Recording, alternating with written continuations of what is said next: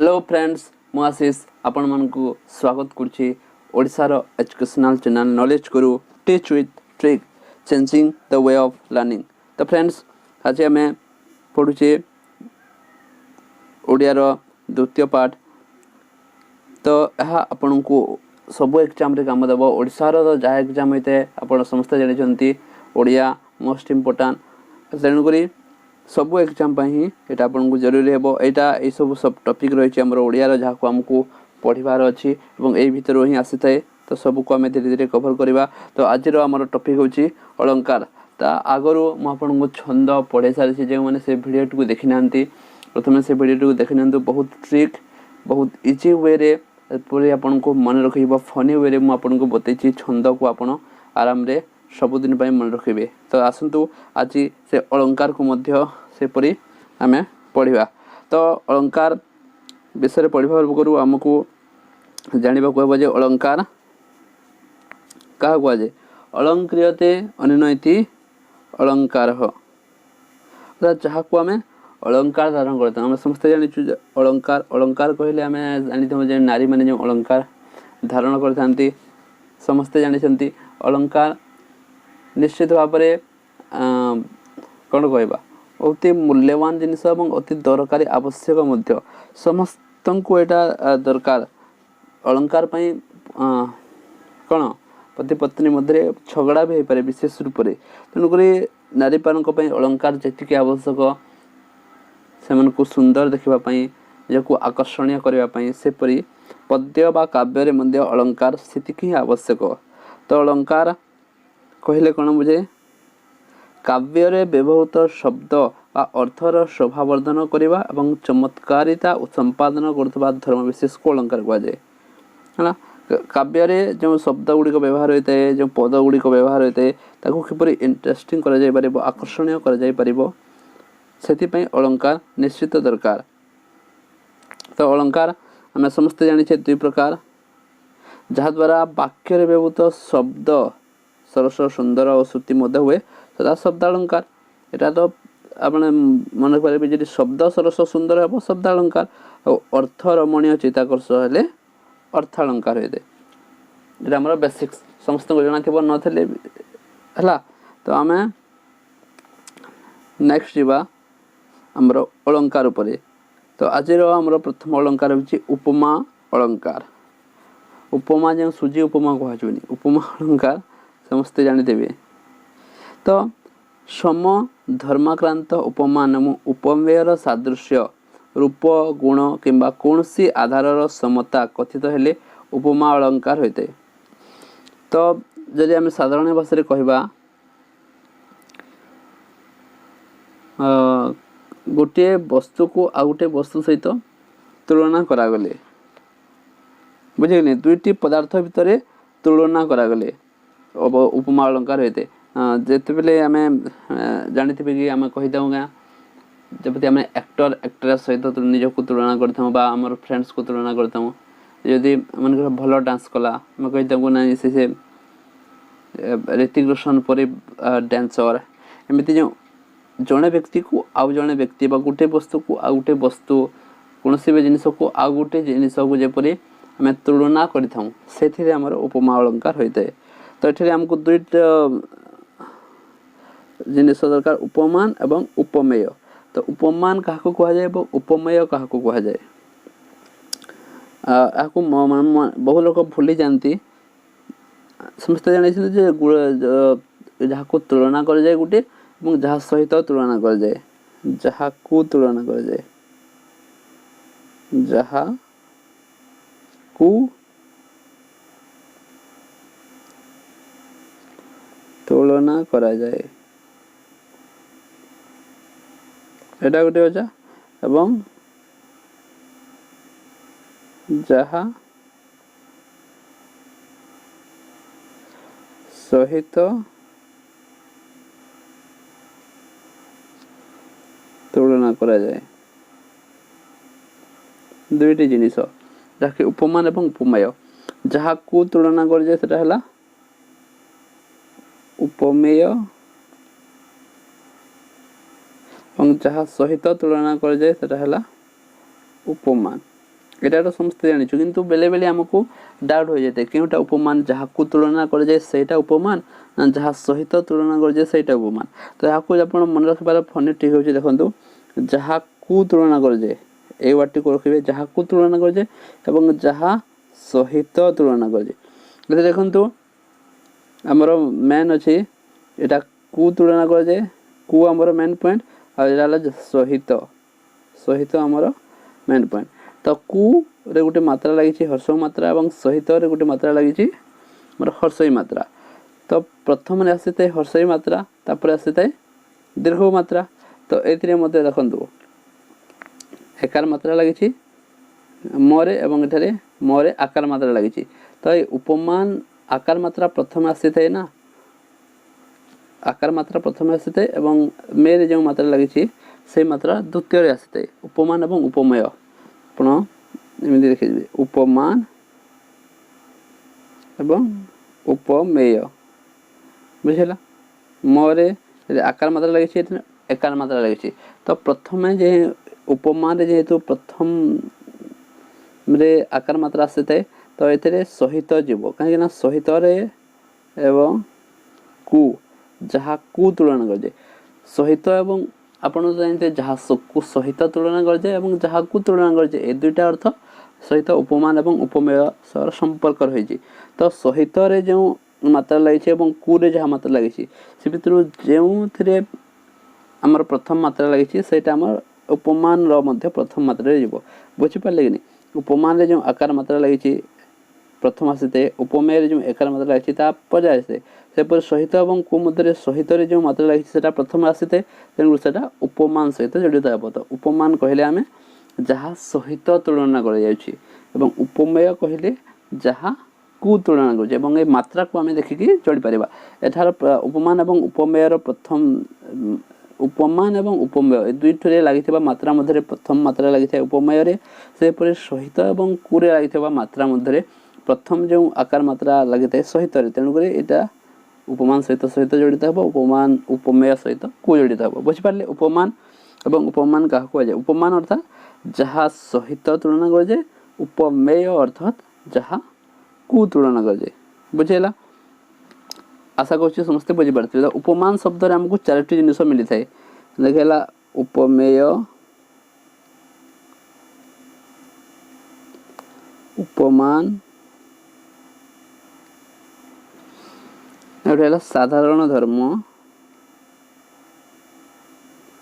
साधारण धर्म कहले कोन हो उपमान उपमेय तो बुझि पाले। साधारण धर्म अर्थात से जो दुई जन मध्य तुलना करा जिवो तांको भितर कोन समानता अछि ताको आमे साधारण धर्म कहबा। उदाहरण कहला बले हम बुझि पारिबे उदाहरण रे आ गुटे हला उपमावाचक शब्द 4 नंबर उपमा वाचक शब्द एटा मन एटा हमर बहुत काम रे आसते उपमा वाचक शब्द उपमा अलंकार को चिन्हिबा पई कारण सही शब्द यदि लागिथिबो आमे फटाक्स रे जानि पारिबा सेटा हला उपमा अलंकार। तो उपमा वाचक शब्द गुडी को कोन कोन आपण यदि लिखिबा को जंती नोट करी लिखि पारिबे तखंतो यदि लागिथिबो सेटरे प्राय लागिथिबो नले लागिथिबो हमर जथा तापरे असला हमर जन्हे केन्हे बुझि पाले एटा ए गुडी को सब हमर जथा तो गला तथा जथा परे हमर तथा जेसने तेसने परी सम तुल्य ए सब हला हमर कोन उपमावाचक शब्द एटा मोस्ट इंपोर्टेंट शब्द गुडी को ए शब्द गुडी को उपमा अलंकार रे लागिथिले आमे जानि परबा जे सेटा उपमा अलंकार बोले एटा हमको बहुत हेल्प करते उपमा अलंकार को चिन्हिबा पई। तो ए शब्द गुडी को आपण खाता रे नोट कर दियंतु ठीक। तो उपमेय उपमान साधारण धर्म एवं उपमावाचक शब्द एबे एग्जांपल सहित आमे बुझि पा देखंतु जेपरि अछि बही जाउ अछि बारी भेदी कियारी मर्यादा लंघे जता स्वतंत्र नारी। बारी बारी अर्थात जल बही जाऊँगी बारी भेदी क्यारी अर्थात बारी जल एपरी बही जाऊँगी सब आमर जहाँ अच्छी सब बाड़ भांगिकी चली जाऊँ आम देखिए जमी आसेना नदी रे वर्षा मसरे तो आमर गाँ मान को भी पशि जाए तो सब जहाँ भी आमको से कम आसेनि जहाँ भी बाड़ दे आमर सब फसल को सब माड़ी चले एपरी जदि बारी अर्थात से जलटा माड़ी चलुची किपरि एपरी मर्यादा लंघे जाता स्वतंत्र नारी एपरी किछि नारी थांती जे माने कि मर्यादा लंघे जाती तो नारीर जो लक्षण कि से परिवार को सम्मान देव पितामाता को सम्मान देव स्वामी कथा मानव एपरी किछि जन थांती जे माने काहाको मानती नहीं खराब व्यवहार करथांती खराब काम करथांती सेमानको मर्यादा लंघी गला बोली कह जाए है सेटा से परी से माने जेपरी काहाको भी मानती नहीं परिवार गुरुजन को काहाको मानि नहीं लंघी जाती सेपरी बारी मध्य जहाँ भी आम बाड़ देथिबा कि सेटा भी न रोकी पारे नहीं से न मानिकी सबको भेदी जाई थाए तो एठारे से जलधारा को से नारी सहित तुलना कर जाउछि दुईटी वस्तु तुलना हो जाउछि ना एठारे तो ये कहीपर कि उपमान एवं उपमेय के उपमान अर्थात कौन कही उपमान अर्थात जहाँ सहित तुलना कर जाउछि एवं उपमेय अर्थात जहाँ को तुलना कर तुलना कर बारी को तुलना कर बारी अर्थात जल किपरि जाए से नारी परी तो बारी है आमर उपमेय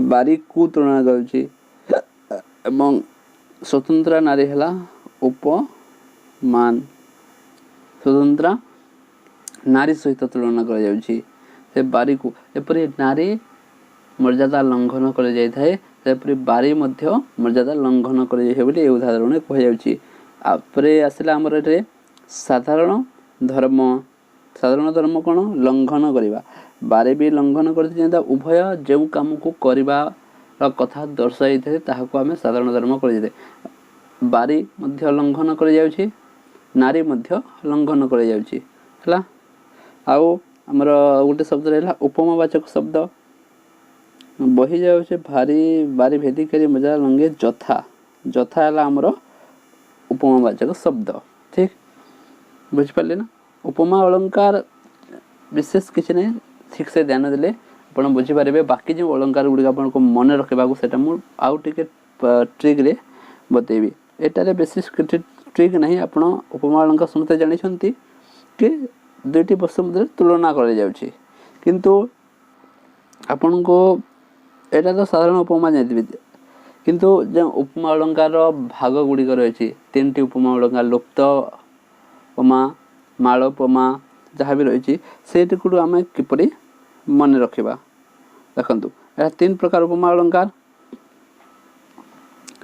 तो गोटे है प्रथम है पूर्णोपमा मालोपमा आउ तृतीय मध्य रही आम पढ़ा तृतीय अलंकार आमर लुप्तोपमा तो पूर्णोपमा जोटा कहवा जो आमर सबू थी जहाँकि पढ़ला उपमान थी उपमेय थी साधारण धर्म थी सादृश्यवाचक शब्द भी थी दर्दुर रब शुणे नीरव पिक मूढ़ सबारे जथा मूढ़ सबारे मुक जथा धार्मिक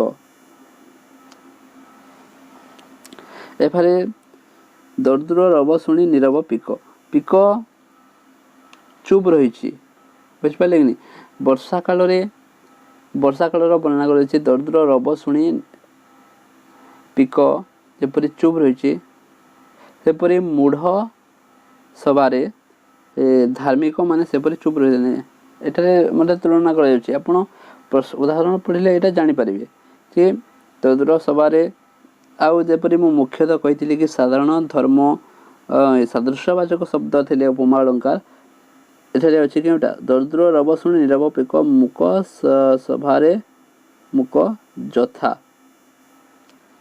सादृश्यवाचक शब्द तो आप फटक जानवे कि यहाँ उपमा अलंकार ही जीव आपन को कौन प्रश्न किपर पड़ी थाए एक्जाम्पल दे गोटे एमती दुई धाड़ी दुई पद क्यों अलंकार पर कह जाए तो यहाँ पढ़ेले आप जानीपर तो आपन को बुझिबार अछि पूर्णोपमा सेटा हेबो जदि आपन को देखबो एटा पूर्णोपमा कि मालोपमा कि लुप्तोपमा सेतरे आपन नोडिबे एटा तो निश्चित भाव में थिबो उपमेय एवं उपमा सब अलंकार रे ही उपमान एवं उपमेय थिबो किंतु एथे आपन चारटी जिनिस पाइबे सादृश्यवाचक शब्द पाइले यथा एवं साधारण धर्म कोन साधारण धर्म होची चुप रहिबा दर्दुर सब सुनी नीरव पिक मूढ़ सबारे मुक यथा धार्मिक बुझिपारे साधारण धर्म द्वारा एठे जो नीरवता रही बा चुप रहिबा कथा कह जाय नीरवता कथा जेपरि पिक चुप रही शब्द शुणिकी सेपरि धार्मिक अर्थात पंडित माने मध्य मूढ़ मानकर मूर्ख मानकर सभा चुप रही था नीरवता है साधारण धर्म चारिटा जिनिस अच्छी पूर्णोपमा मालोपमा सब इजी रहते मालोपमा गोटे कौन थी गोटे उपमेयर एकाधिक उपमान थे उपमान अर्थात जहाँ सहित तुलना कर जड़े को बहुत लोक सहित तुलना करपरि मिशी जाए यथा प्रभाती तारा रवि किरणे मिशी जाए यथा जीवात्मा विश्वात्मा जड़े मिशी जाए यथा चपला नील जलदरंगे मिशीगला तथा अबला से नील तरंगे गले एकाधिक उपमान अर्थात जहाँ सहित तुलना कर प्रभाती तारा तापरे जीवात्मा तापरे आमर चपला ये सब को मिशीगला तथा अबला से नील तरंगे अबला को ये तीनोटी प्रभाती तारा जीवात्मा चपला ये तीनोटी सहित आमर तुलना कर उपमावाचक शब्द है तो बहुत गोटे जथा अच्छी तथा भी अच्छी ओके उपमावाचक शब्द एठारे अच्छी तो यहाँ आप पढ़ी जापर मालोपमा मालर संदागर माल बहुत गुड़े जिन को बहुत गुड़े फूल को नहीं माल हुए गोटे फूल को होना था सेपरी आम गोटे कौन गोटे उपमेयर अनेक गुड़े उपमान था सेठारे आम जापर यहाँ मालोपमा बहुत गुड़े मालोपमा एपरी आम जापर तो नेक्स्ट आम जा लुप्तोपमा उपमान उपमेय साधारण धर्म और सादृश्यवाचक शब्द एम मध्य गोटे बा दुईटर लोप होते से लुप्तोपमा अलंकार होते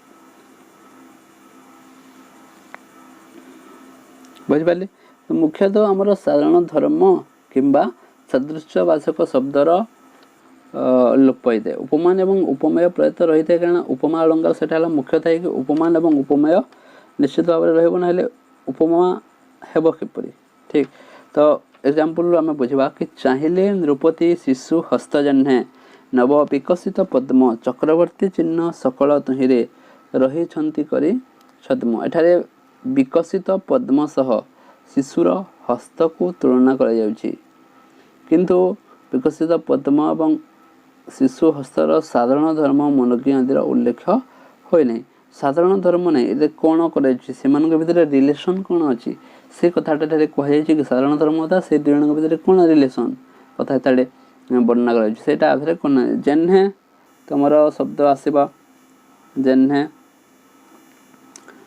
आम उपमावाचक शब्द आसो कि साधारण धर्म कथा जो कहुई साधारण धर्म कौन साधारण धर्म कथा रही एठारे तो विकसित पद्म सह शिशुर हस्त को तुलना कर चाहिए नृपति शिशु हस्त जह्ने नव विकसित पद्म जपरी सुंदर देखा जाए बहुत कोमल थाई बहुत आकर्षण लगे सेपरी शिशुर हस्त सेपरी जन्मित शिशु बा छोट शिशुर हस्त सेपरी थाए एटार तुलना किंतु एठारे कहुनी क्योंठारे आम पढ़ी जापर जे से कौलिया कथा कहुई सुंदर कथा कहुई कि एठारे लेखा जाए ये पदरे कि एक्जाक्टली क्यों कथाटा कहुई तो जो साधारण धर्म कथाटा कहवा कथा से कहुनी तो ये लुप्तोपमा बुझिपारे से उपमा अलंकार एपरी टिके ध्यान देले बुझिपारे एवं आम जो पढ़ा उत्प्रेक्षा व्यतिरेक अलंकार यहाँ आमर प्रायतः एग्जाम यही अलंकार आसी थाए यहाँ को आम किपरि मन रखा देखो ठीक एवं आम आरंभ करवा तो उत्प्रेक्षा अलंकार उत्प्रेक्षा प्रकृत पदार्थ रे अप्रकृत पदार्थर तर्कणा करागले एठारे होता है आमर उत्प्रेक्षा अलंकार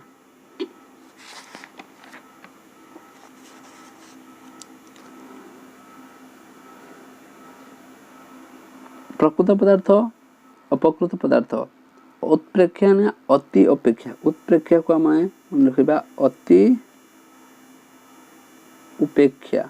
अति उपेक्षा अर्थात आम इनसल्ट करने कथा कहुच्छे अति मात्रा रे इनसल्ट करा जने को अति उपेक्षा करागला से व्यक्ति को से उत्प्रेक्षा अति उपेक्षा उत्प्रेक्षा अति उपेक्षा अधिक मात्रा इनसल्ट करागला ताकू ता सहित मिसाई इनसल्ट करागला देखो एटा मते दुई प्रकार गोटे है वाच्यत प्रेक्षा आ गोटे है प्रतीयमान प्रेक्षा उपमा अलंकार जपरी थाए सेपरी उत्प्रेक्षा अलंकार मध्य किसी शब्द अच्छे जेटा लगी आम जाना कि उत्प्रेक्षा अलंकार किंतु सेटा वाच्यत प्रेक्षा अलंकार रे ही व्यवहृत होता है जेपरी लिखि दिंतु कि लगी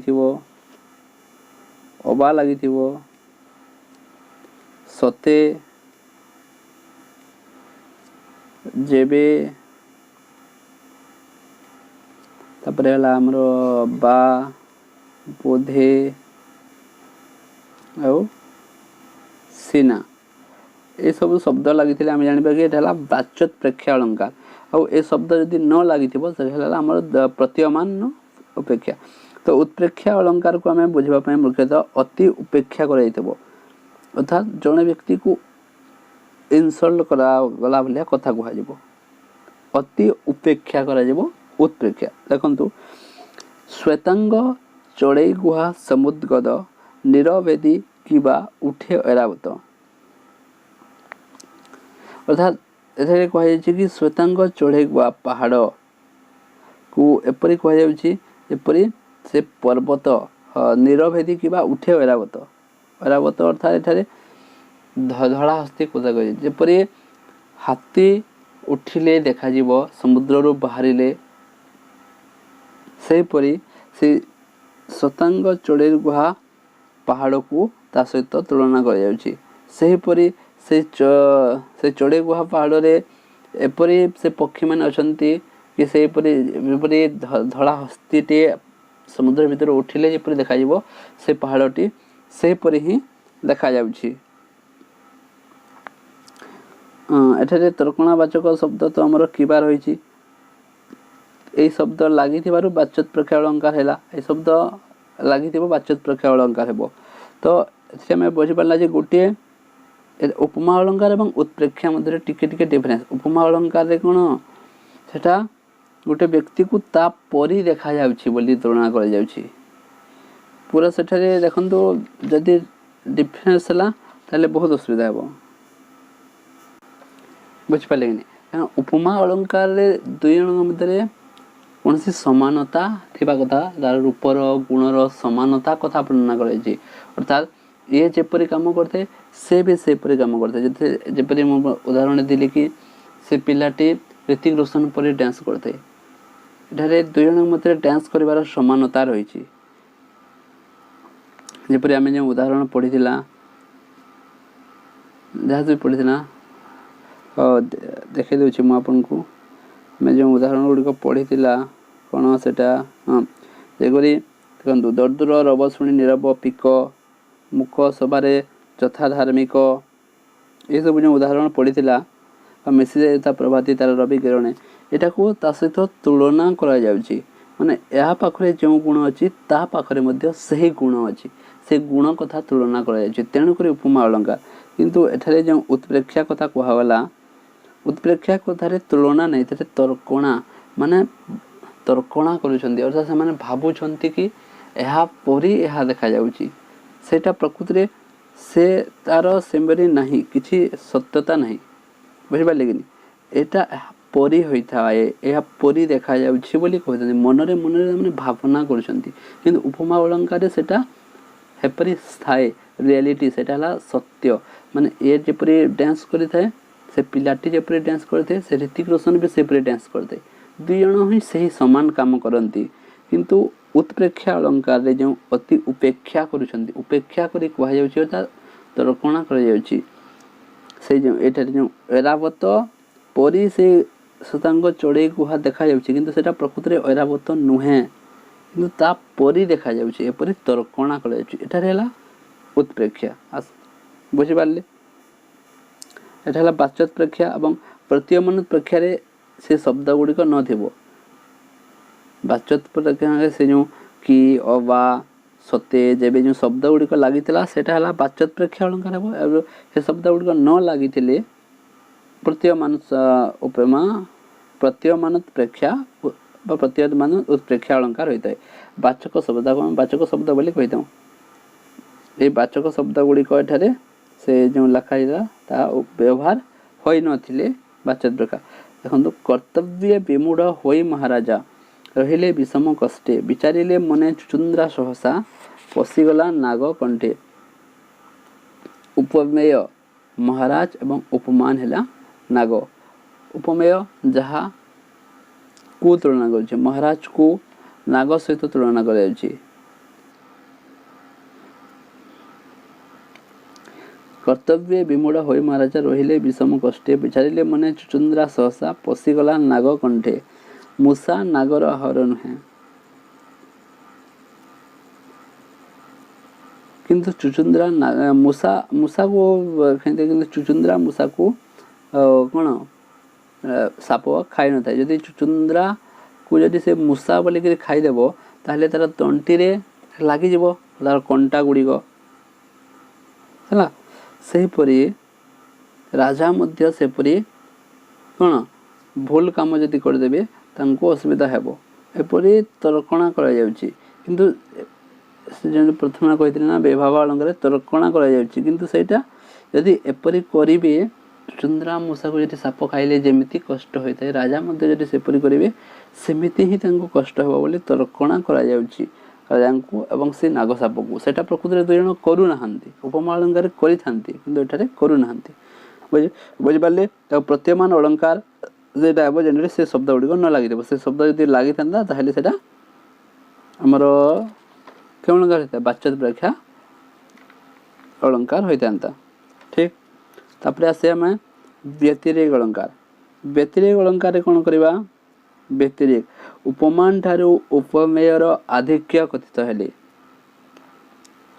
ଅର୍ଥାତ୍ ଉପମାନ ଗୋଟେ ବସ୍ତୁ ଯାହାକୁ ଆମେ ବ୍ୟକ୍ତି ଯାହା ସହିତ ତୁଳନା କରୁଛି ଏବଂ ଉପମେୟ ଅର୍ଥାତ୍ ଯାହାକୁ ତୁଳନା କରୁଛି। କିନ୍ତୁ ଯାହା ଉପମେୟର ଆଧିକ୍ୟ ଅର୍ଥାତ୍ ଯାହାକୁ ତୁଳନା କରାଯିବ ତାର ଆଧିକ୍ୟ କଥିତ ହେଲେ ବ୍ୟତିରେକ। ଏହି ଉପମାକୁ ମନେ ରଖିବା ପାଇଁ ଆମେ ଏଥିରେ ଗୋଟିଏ ଟ୍ରିକ୍ ଇଜିରେ ମନେ ରଖିବ। ଉପମାନ ଅର୍ଥ ଆମେ ରିଆଲିଟିକୁ ଭାବିବା। ଉପମାନ ଅର୍ଥ ରିଆଲିଟି। ଉପମାନ ଦେଖନ୍ତୁ ମୁଁ ଲେଖିଦେଉଛି, ଉପମାନ ଯାହା ସହିତ ତୁଳନା କରାଯିବ ଏବଂ ଉପମେୟ ଅର୍ଥାତ୍ ଯାହାକୁ ତୁଳନା କରାଯାଉଛି। କିନ୍ତୁ ଏଥିରେ ଉପମେୟର ଅର୍ଥାତ୍ ଯାହାକୁ ତୁଳନା କରାଯିବ ତାର ଆଧିକ୍ୟ କଥିତ ହେବ ବା ତାହାକୁ ବେଶୀ ଇମ୍ପୋର୍ଟାନ୍ସ ଦିଆଯିବ, ତାହେଲେ ବ୍ୟତିରେକ ଅଳଙ୍କାର ହୋଇଥାଏ। ତ ଏଥିରେ ଆମକୁ ଗୋଟେ ଜିନିଷ ମନେ ରଖିବାକୁ ପଡ଼ିବ କି ଉପମା ଅଳଙ୍କାର ଅର୍ଥାତ୍ ଯାହା ଉପମାନ ଅର୍ଥାତ୍ ଯାହା ସହିତ ତୁଳନା କରାଯାଉଥିବ ତାକୁ ଲୋ ଏବଂ ଉପମେୟକୁ ବେଶୀ ଇମ୍ପୋର୍ଟାଣ୍ଟ। ବାରୁଣୀ ଗମନ ପ୍ଲାବିତ ପ୍ରଭାରେ, ଗନ୍ଧର୍ବ ନଗରୀ ସଭାକୁ ଦୀକ୍ଷାରେ। ବାରୁଣୀ ଗମନ ପ୍ଲାବିତ ପ୍ରଭାରେ ଅର୍ଥାତ୍ ସୂର୍ଯ୍ୟ ଉଦୟ ଅସ୍ତକାଳୀନ ସୂର୍ଯ୍ୟ ଅସ୍ତ ହେଲା ବେଳେ ଆକାଶରେ କିପରି ବହୁତ ସୁନ୍ଦର ରମଣୀୟ ଦୃଶ୍ୟ ଦେଖାଯାଏ ନା, ତ ସେ ସୁନ୍ଦର ରମଣୀୟ ଦୃଶ୍ୟ ଯେତେ ସୁନ୍ଦର ଦେଖାଯାଏ ଗନ୍ଧର୍ବ ନଗରୀର ସୁନ୍ଦରତାକୁ ମଧ୍ୟ ସେ ତଳେ ପକାଇ ଦେଉଛି। ତ ଏଥିରେ ଆମେ ମନେ ରଖିବାକୁ ପଡ଼ିବ କି ବ୍ୟତିରେକ ଅର୍ଥାତ୍ ବ୍ୟତିକ୍ରମ କରିଗଲା। ବ୍ୟତିରେକ ଅଳଙ୍କାରକୁ ମନେ ରଖିବାରେ ବ୍ୟତିକ୍ରମ କରିଗଲା। ବ୍ୟତିକ୍ରମକୁ ମନେ ରଖିବା। ବ୍ୟତିକ୍ରମ କିପରି କରିଗଲା ଉଦାହରଣ ଦେଖନ୍ତୁ, ଯେପରି ଏଠାରେ ରିଆଲିଟିରେ ଗନ୍ଧର୍ବ ନଗରୀ ଅଛି। ଗନ୍ଧର୍ବ ନଗରୀର ସୁନ୍ଦର ପ୍ରକୃତରେ ସୁନ୍ଦର ହିଁ ଦେଖାଯାଏ, କିନ୍ତୁ ଯେଉଁ ସୂର୍ଯ୍ୟ କିରଣ ସନ୍ଧ୍ୟା ସମୟରେ ସୁନ୍ଦର ଦେଖାଯାଏ, କିନ୍ତୁ ସେଟା ଗନ୍ଧର୍ବ ନଗରୀ ପରି ସୁନ୍ଦର ଦେଖାଯାଏ ନାହିଁ। କିନ୍ତୁ ଗନ୍ଧର୍ବ ନଗରୀ ପ୍ରକୃତିରେ ସୁନ୍ଦର ଦେଖାଯାଏ, କିନ୍ତୁ ଜଣେ କହୁଛି କି ସେଇ ଗନ୍ଧର୍ବ ନଗରୀର ସୁନ୍ଦର ଠାରୁ ଏ ସୂର୍ଯ୍ୟ ଅସ୍ତକାଳୀନ ଦୃଶ୍ୟ ଅଧିକ ସୁନ୍ଦର ଏପରି କହିଲା ବ୍ୟତିକ୍ରମ କରିଗଲା। ବୁଝିପାରିଲେ ତ? ଏପରି କହିବାର ତାର କଥାଟା ବ୍ୟତିକ୍ରମ କରାଯାଉଛି, ମାନେ ସେ ଗନ୍ଧର୍ବ ନଗରୀର ଇନସଲ୍ଟ କରୁଛି ଏଠାରେ। ତ ଜଣେ ଇନସଲ୍ଟ କରୁଛି, ସତ୍ୟ କଥା ଉପରେ ଇନସଲ୍ଟ କରାଯାଉଛି। ତ ବ୍ୟତିକ୍ରମ କଥା କୁହାଯାଉଛି ବୋଲି କହିବା ନା, ସତ୍ୟ କଥା ଉପରେ ଜଣେ ଯଦି ଇନସଲ୍ଟ କରିଲା ତାହେଲେ ବ୍ୟତିକ୍ରମ କରୁଛି ବୋଲି କହିବା।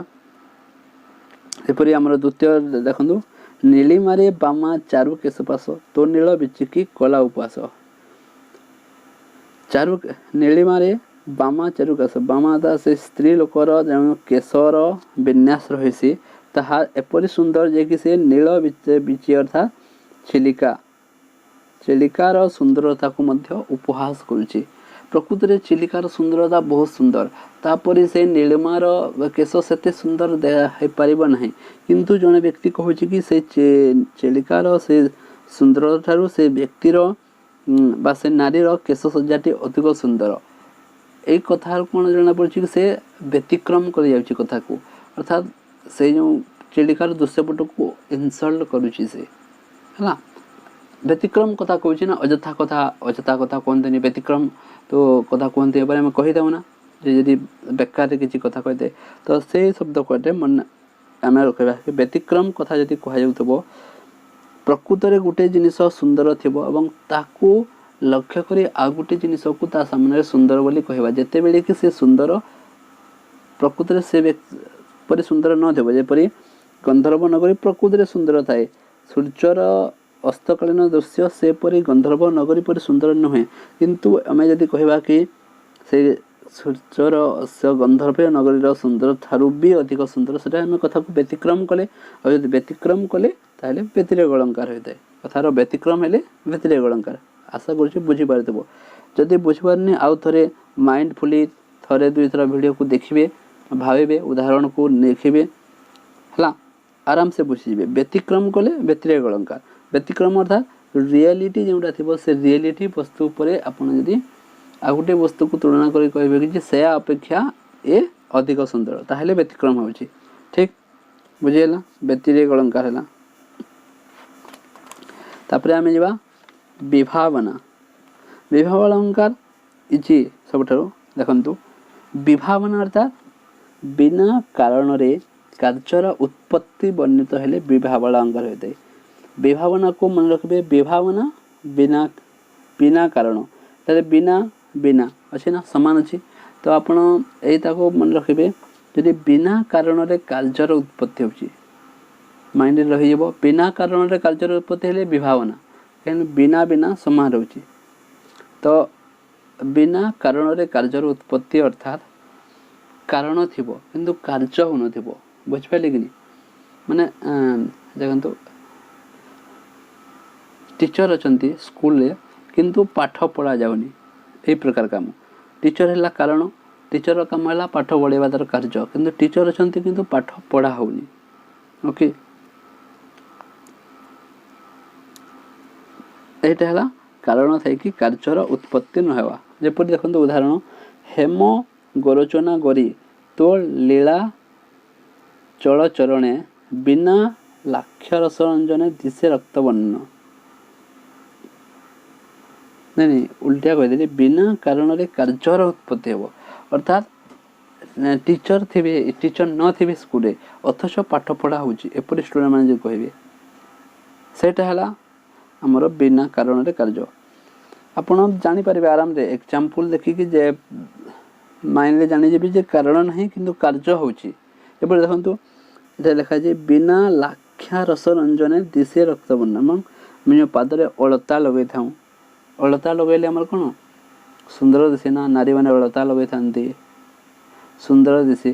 ତାକୁ ଦେଖିକି ପିଲାମାନେ ପାଗଳ ହୋଇଯାଆନ୍ତି। ତ ସେ କଥା ମୁଁ କହୁଛି କି ଏଠାରେ କୁହାଯାଉଛି କି ତାର ପାଦଟି ଏଠି ରକ୍ତବର୍ଣ୍ଣ ଦେଖାଯାଉଛି, ସେଟା ପୁଣି ବିନା ଅଳତାରେ। ତ ଅଳତା ହେଲା କାରଣ ଏବଂ ଅଳତା ଲଗାଇବାର କାର୍ଯ୍ୟ ହେଲା ଲାଲ ରକ୍ତ, କିନ୍ତୁ କାରଣ ନାହିଁ। ଅଳତା ଲଗାଇବାର ଯେଉଁ କାରଣଟା ନାହିଁ ତଥାପି କାର୍ଯ୍ୟ ଦେଖାଯାଉଛି, ଅର୍ଥାତ୍ ରକ୍ତବର୍ଣ୍ଣ ଦେଖାଯାଉଛି। ଏ କଥା ମୁଁ କହୁଥିଲି, ବିନା କାରଣରେ କାର୍ଯ୍ୟ ହେଉଥିବ। ଓକେ, यही तार जो थी ताहले विभावना बिना कारण एठारे उदाहरण पढ़िले आम जापर जे एठारे प्रकृति में बिना कारण रे कार्य होछि बोली और जदि बिना कारण रे कार्य होछि बोली जानिबा बिना रु आम रखि पारबा जे एटा हला विभावना अलंकार। आउ जदि गोटे उदाहरण आम नेबा को चाहिबा बुझबा में देखंतु मु गोटे आ गोटे उदाहरण होछि विभावना अलंकार।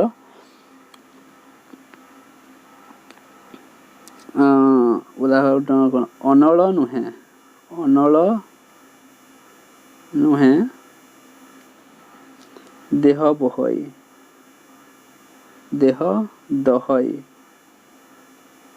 बुझिपारे अनल नुहे देह दहई अर्थात निआर काम है जलन दहई अर्थात देह को दहवा आमको बहुत गरम लगी कौन सी जिनस को दहन करते जाली देते किंतु अनल नुहे देह किंतु निआ नहीं तथापि जलुची बुझीगला। अस्त्र नुहई मरम भेदई आउटे जदि आम नुहे तो जल बुड़ाए कूल नुहे नुहई जल बुड़ाए